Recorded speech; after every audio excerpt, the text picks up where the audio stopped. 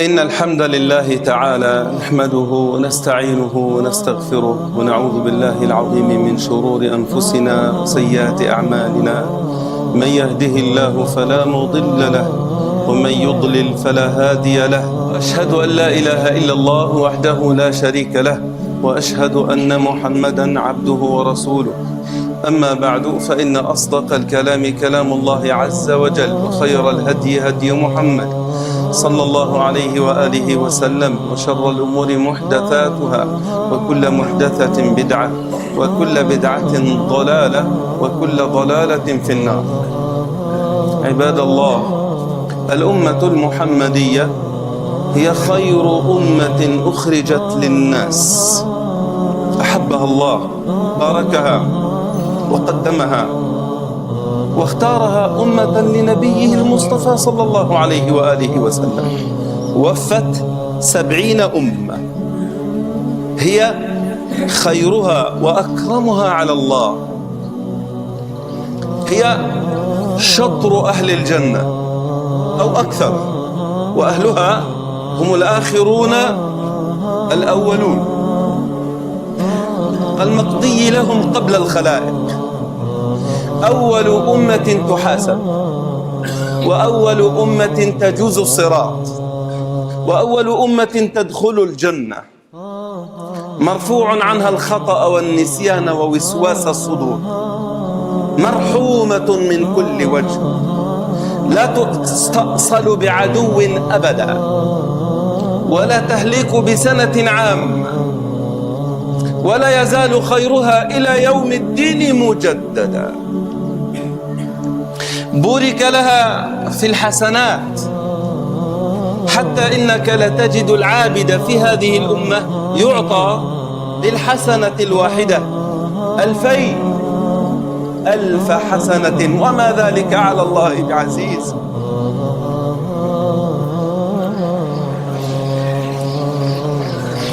لو سمح الإنسان لنفسه أن يفتش في كنوز السنة لينظر فقط فيما تضمنته الأذكار والأدعية الجوامع من الأجور، وما ترتب على قولها بصدق وإخلاص من الحسنات والثواب، لأدركه العجب وعلم مبلغ رحمة الله عز وجل في هذه الأمة، وكمال ما خصها به من أنواع الكرامات الباهرات. حقا إن من ضنائن المخبآت لهذه الأمة تكثير الثواب وتضعيف الأجور والحسنات.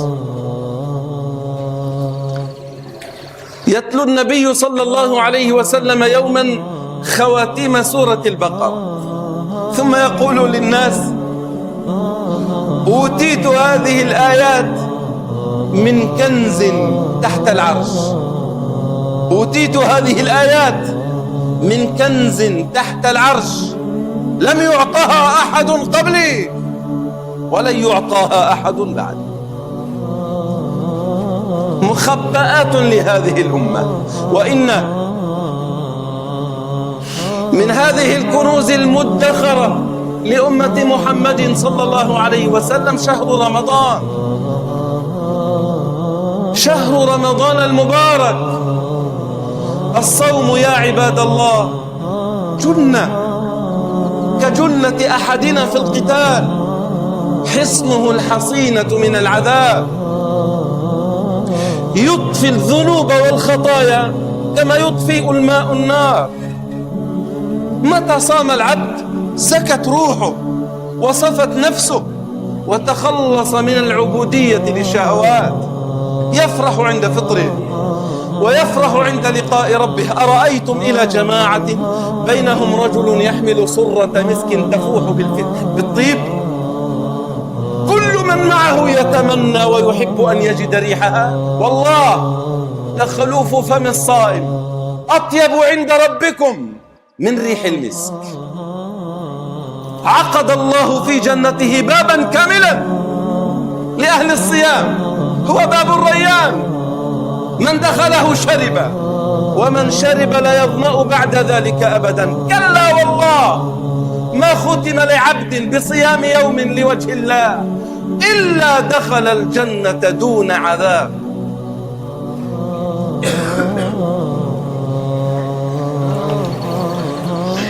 حقا إنه لا عدل ولا مثل للصوم. لو لم يكن في الصوم إلا أن الله يباعد الصائم عن جهنم 70 خريفا مسيرة 100 عام، لا يجد ريحها ولا سمومها ولا حسيسها. لو لم يكن له إلا هذا الشرف لكفاه فضلا على هذه الأمة. وإذا دخل رمضان بورك في الصيام. ما صام عبد وقام إيمانا واحتسابا إلا غفر له ما تقدم من ذنبه. سمعتم هذا الحديث؟ إذا تدبروه. الذي قاله رسول الله المبعوث للبشرية بالرحمة والرفق، تدبروه. يا عبد الله، إن الله يناديك إليه في هذا الشهر. جدد إيمانك، يمحو الله ما سبق. جاهد نفسك، إنه شهر واحد طيلة العام، جدد فيه إيمانك. إن الله يعينك على نفسك الأمارة بالسوء. إنه يخرجك من ورطات الذنوب والشهوات التي وقعت فيها طيلة العام. الله يريد لك الخير، يريد لك أن تتوب، يغفر لك أن جاهدت نفسك هذا الشهر. مناديه يناديك: يا باغي الخير أقبل، يا باغي الشر أقصر، لك معونة تسلسل الشياطين وتصفد مردة الجن. تفتح أبواب السماء، ادعو الله يا من تورطت بالذنوب. صم وأكثر الدعاء، تفتح أبواب السماء وأبواب الجنة وتغلق أبواب النيران، لا يفتح منها باب.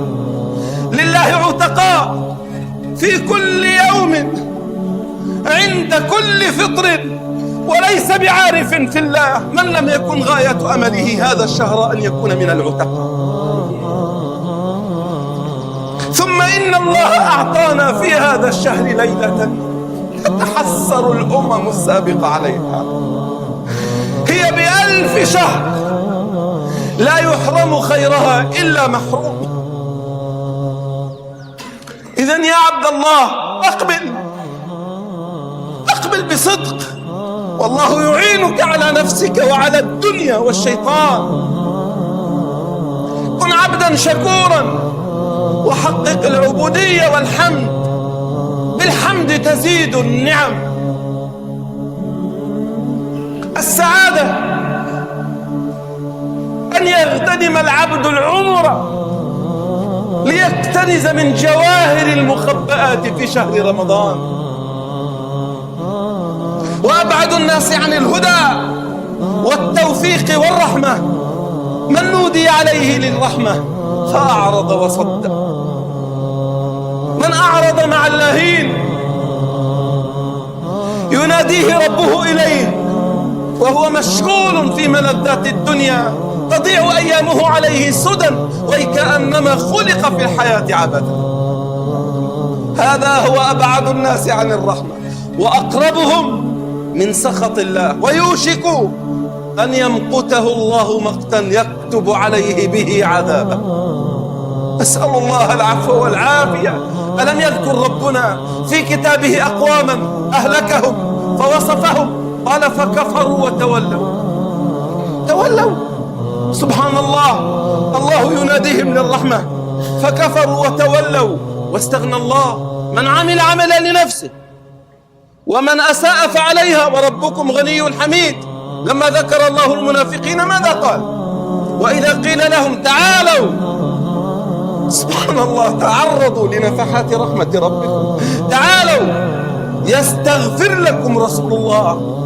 كان صنيعهم حب الدنيا، لووا رؤوسهم ورأيتهم يصدون وهم مستكبرون. استحقوا العذاب.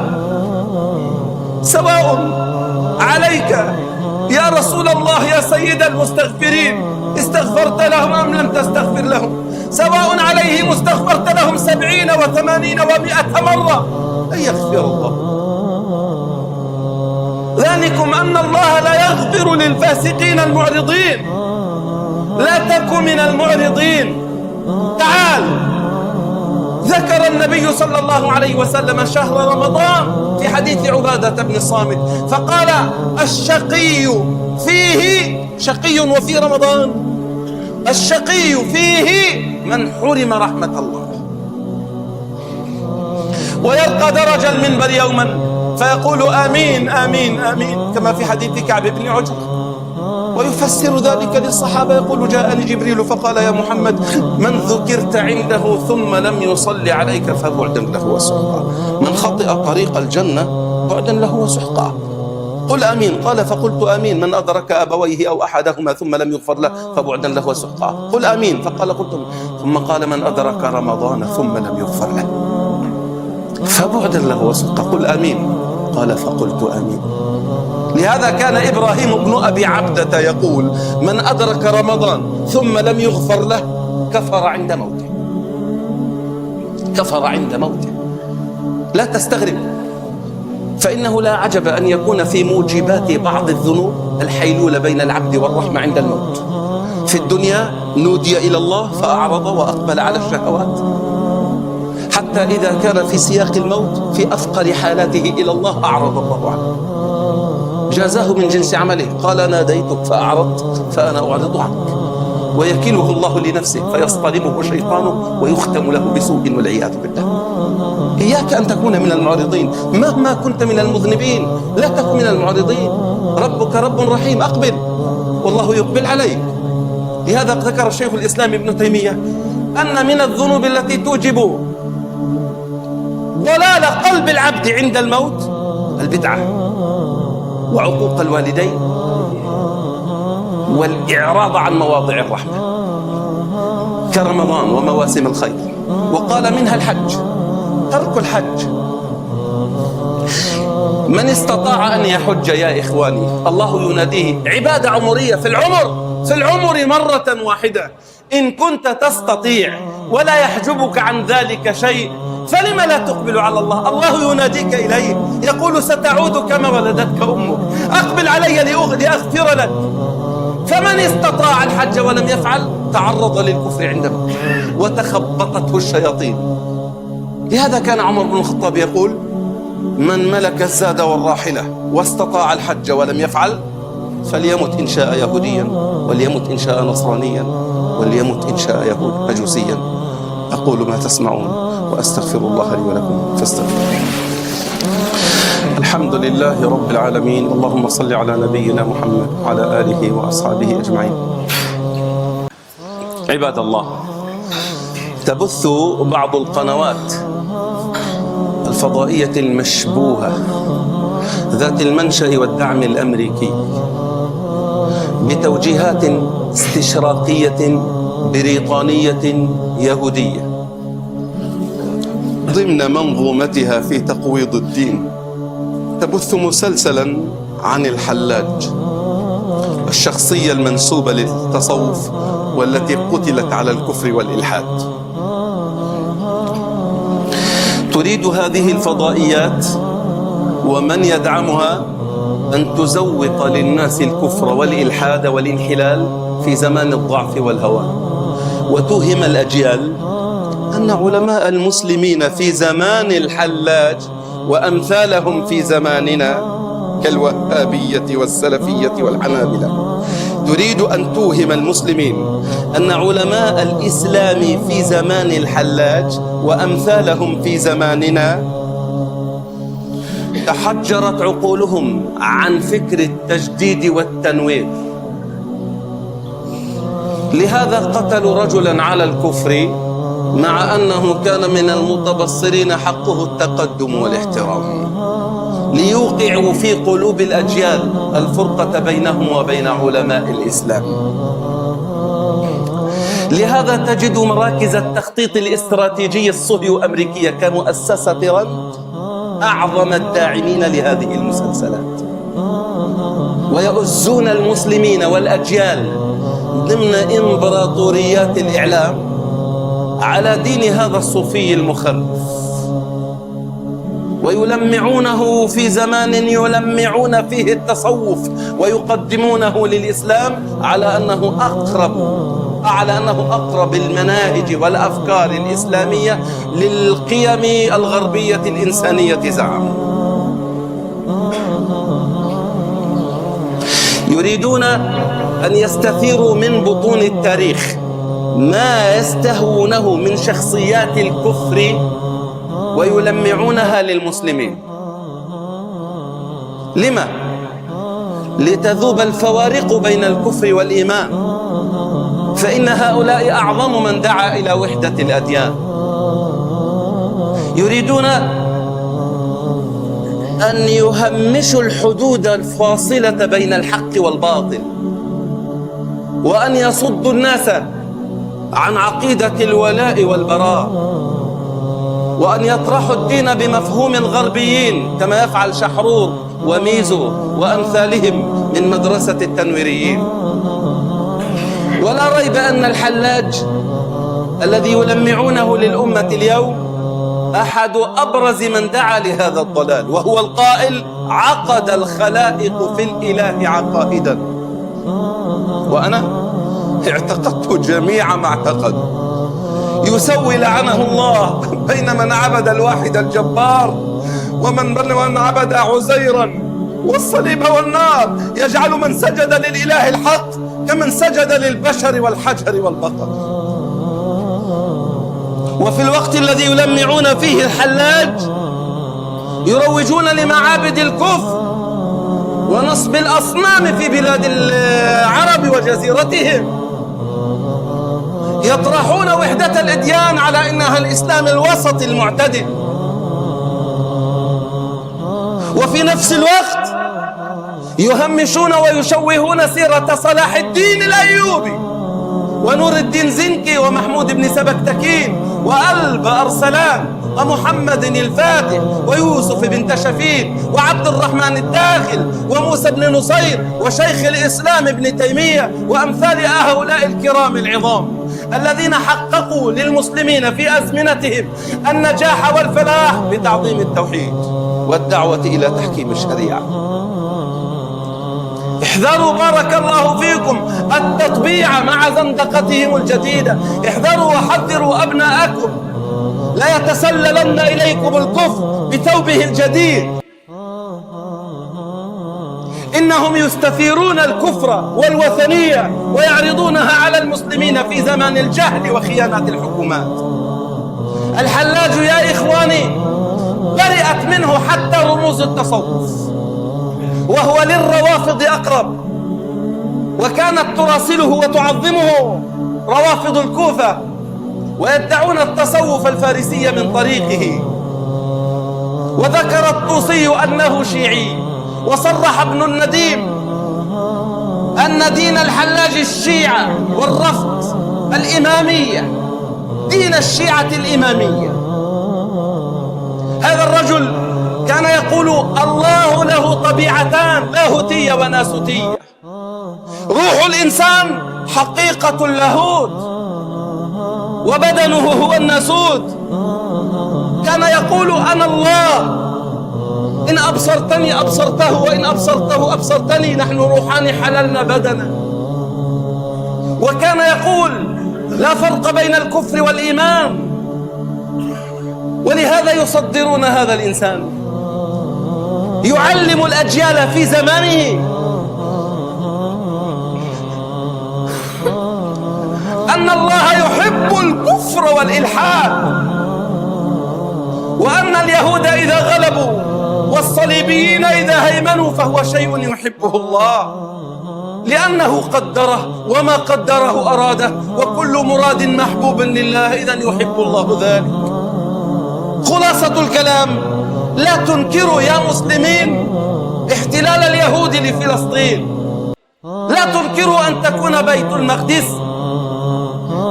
عاصمة للصهاينة كما تريد أمريكا، لا تنكروا ذلك، لا تشتغلوا بالإنكار والرد الباطل والاعتراض والمناظرة والمقاومة، لأن الله يريد ذلك ويحبه.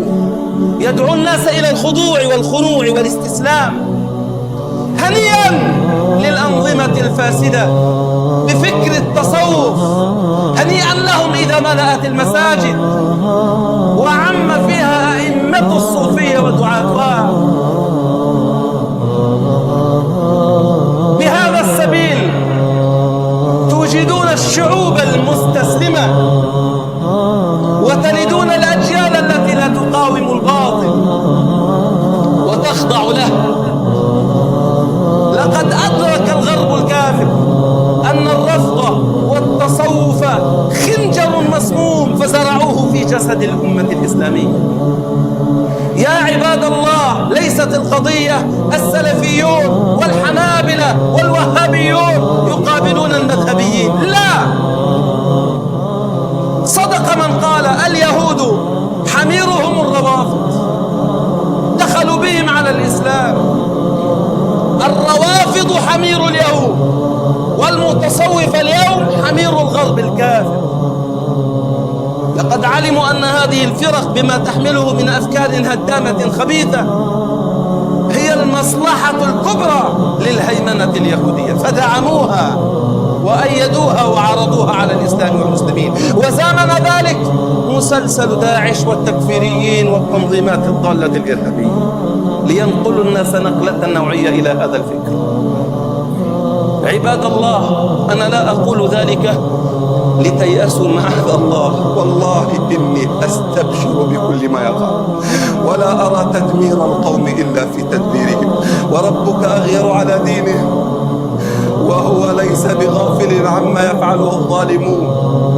لكنني أقول لكم معركة الوعي معركة حاسمة، فلتتفقهوا.